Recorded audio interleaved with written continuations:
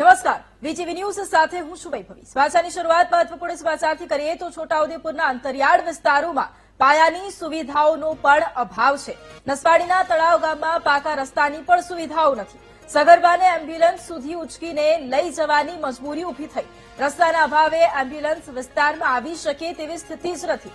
અનેકવાર રજૂઆતો કરવામાં આવી અને છતાંય રસ્તા ન બનતા લોકોમાં અસંતોષની લાગણી છે।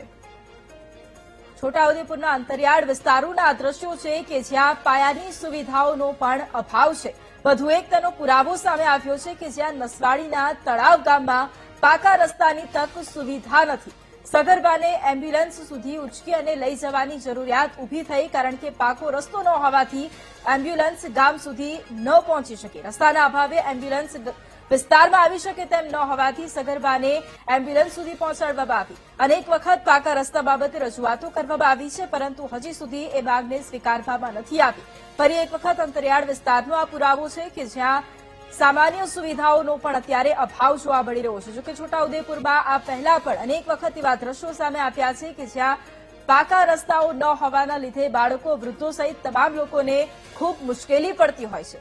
વધુ એક વખત તેનો આ પુરાવો કે જ્યાં પાકા રસ્તાની સુવિધા નથી, જેના કારણે એક સગર્ભા છે તેને જોડીમાં ઉચકીને લઈ જવાની ફરજ ઊભી થઈ। પાકા રસ્તાના અભાવને કારણે એમ્બ્યુલન્સ ગામ સુધી નથી પહોંચી શકી અને એના જ કારણે પરિવારજનો છે, આસપાસના લોકો છે તે સગર્ભાને એમ્બ્યુલન્સ સુધી ઉચકીને લઈ જવા માટે મજબૂર બન્યા છે। રસ્તાના અભાવે એમ્બ્યુલન્સ વિસ્તારમાં નથી પહોંચી શકતી, જેના કારણે વારંવાર આવી પરિસ્થિતિ ઊભી થાય છે। અનેક વખત રજૂઆતો કરવામાં આવી છે પરંતુ એ રજૂઆતને એક પણ વખત ધ્યાને લેવામાં નથી આવી। રસ્તાનો અભાવ અને એના કારણે ફરી એક વખત સામાન્ય લોકોને ભોગવવાનો વારો આવ્યો છે અને વધુ એક વખત તેનો એક પુરાવો સામે આવ્યો છે। વધુ એક વખત પાયાની સુવિધાનો એ અભાવ જેના કારણે લોકોને રઝળવું પડી રહ્યું છે અને સગર્ભાને ઉચકીને લઈ જવાની એ મજબૂરી છે કે જ્યાં પરિવારજનો આ સગર્ભાને એમ્બ્યુલન્સ સુધી પહોંચાડી રહ્યા છે કારણ કે ગામમાં પાકો રસ્તો જ નથી। એના કારણે એમ્બ્યુલન્સ ગામ સુધી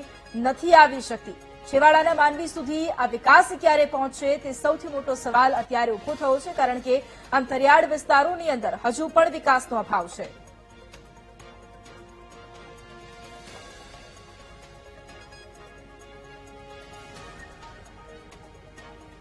તો આ બે અલગ અલગ દ્રશ્યો પણ આપ જોઈ રહ્યા છો કે જ્યાં કુટુંબ નિયોજન મામલે મહિલાઓ પહોંચી હતી ત્યારે એક જ એમ્બ્યુલન્સમાં 10 થી વધુ મહિલાઓને ઠસોઠસ ભરવામાં આવી। પશુ જેવો વ્યવહાર મહિલાઓ સાથે કરવામાં આવ્યો। હજુ પણ ગંભીર બેદરકારીઓ છે અંતરિયાળ વિસ્તારોની અંદર અને બીજી તરફના એ દ્રશ્યો છે કે જ્યાં એક સામાન્ય સુવિધા, પાયાની સુવિધા પણ ગામના લોકોને નથી મળી રહી। રસ્તાનો અભાવ છે, પાકો રસ્તો નથી અને જેના કારણે લોકો વારંવાર મજબૂરીમાં રહેવા માટે મજબૂર બની ઉઠ્યા છે। રસ્તાનો અભાવ છે જેના કારણે એમ્બ્યુલન્સ પણ નથી પહોંચી શકતી। આ બે અલગ અલગ દ્રશ્યો એ પુરાવો આપી રહ્યા છે કે અંતરિયાળ વિસ્તારોની અંદર હજુ પણ એ વિકાસ છે તે નથી પહોંચ્યો કારણ કે સામાન્ય જે બેસિક પાયાની સુવિધાઓ હોય તે પણ આ વિસ્તારોની અંદર હજુ પણ ઉપલબ્ધ નથી। એક તરફ મહિલાઓ સાથે એ અમાનવીય વ્યવહાર થઈ રહ્યો છે કે જ્યાં પશુની માફક તેમને ઠસોઠસ બેસાડવામાં આવ્યા।